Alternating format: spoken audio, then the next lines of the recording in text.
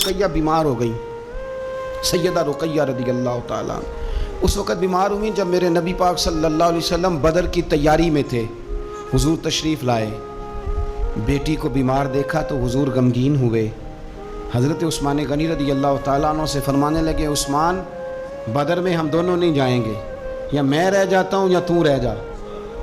ایک روایت میں حضرت عثمان غنی فرمانے لگے یا رسول اللہ صلی اللہ علیہ وسلم آپ جو فیصلہ کریں مجھے منظور ہے۔ تو حضور فرمانے لگے میں نے تو کمان کرنی ہے نا، میں جاتا ہوں، تو میری بیٹی کی تیمارداری کر۔ حضرت عثمان غنی رضی اللہ تعالیٰ عنہ بدر میں شریک نہیں ہوئے،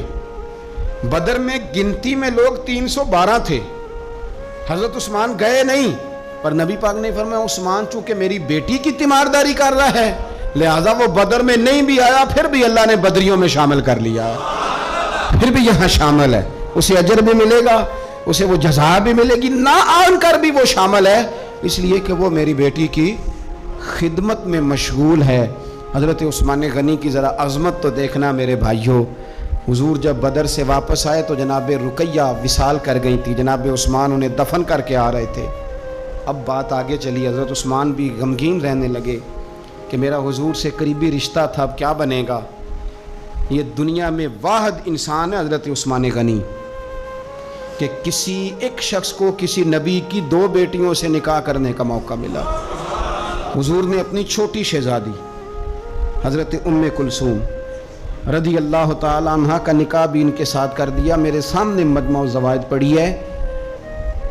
کچھ لوگوں نے پوچھا یا رسول اللہ آپ نے دوسری بیٹی کا بھی نکاح کر دیا؟ تو میرے رسول کریم نے فرمایا، نبی پاک فرمانے لگے میں نے خود سے نہیں کیا، میں نے اللہ کی وحی کے ساتھ، اللہ کے حکم کے ساتھ ام کلثوم کا نکاح عثمان غنی کے ساتھ کیا ہے، اور فرمایا یہ تو میری دوسری بیٹی ہے نا، میری 40 بھی ہوتی،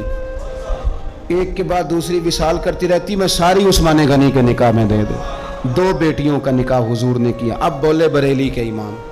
اور فرمانے لگے نور کی سرکار سے پایا دوشالہ نور کا،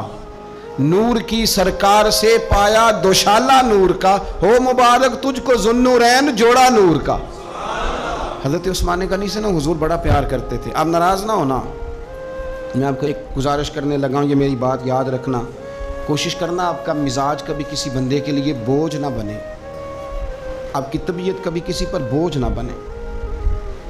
کوشش کریں کہ رویہ اس طرح کا ہو کہ آپ کسی سے ملیں تو اسے سکون ملے، اسے توانائی ملے۔